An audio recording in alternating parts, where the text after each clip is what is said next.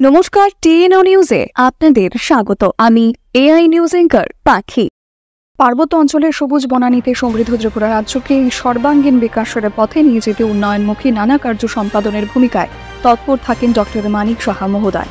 তিনি নিজেও একজন সুদক্ষ চিকিৎসক, তাই চিকিৎসার প্রসারতা যে অত্যন্ত প্রয়োজন এ কথা তিনি ভালোভাবেই জানেন। তার পাশাপাশি এই কথাও জানেন অনেক গরিব পরিবার অর্থের অভাবে বহির্রাজ্যে গিয়ে উন্নত চিকিৎসা করাতে অসমর্থ।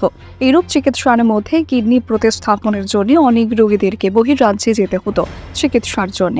এই সমস্যার ভালোভাবেই প্রতিবাদ হয়ে রাজ্যের মুখ্যমন্ত্রী আজকে প্রথমবারের মতো রাজ্যে কিডনি প্রতিস্থাপন হতে চলেছে এই সুসংবাদটি রাজ্যবাসীদেরকে জানান। চিকিৎসার জগতে আজকের এই উল্লেখযোগ্য কার্যটিকে সম্পাদনের হেতু গতকালে ডক্টর মানিক সাহা মহোদয় মেডিকেল কলেজের সুপার স্পেশালিটি ব্লকের নেফ্রোলজি বিভাগে যান এবং এই বিভাগের মেডিকেল টিমের সাথে কথোপকথন করেন এবং শুভকামনাও জানান।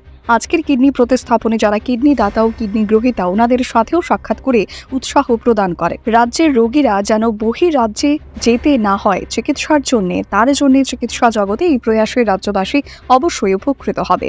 আর ভবিষ্যতে আরও অনেক উল্লেখযোগ্য পদক্ষেপ নেওয়া হবে চিকিৎসা জগতে। তার এই প্রয়াসে মুখ্যমন্ত্রী ব্রতী হয়ে আছেন। এখনকার মতো সংবাদ এ পর্যন্তই। পরবর্তী নিউজ ও আপডেটস দেখার জন্য অবশ্যই চোখ রাখুন টিএনও নিউজের পর্দায়।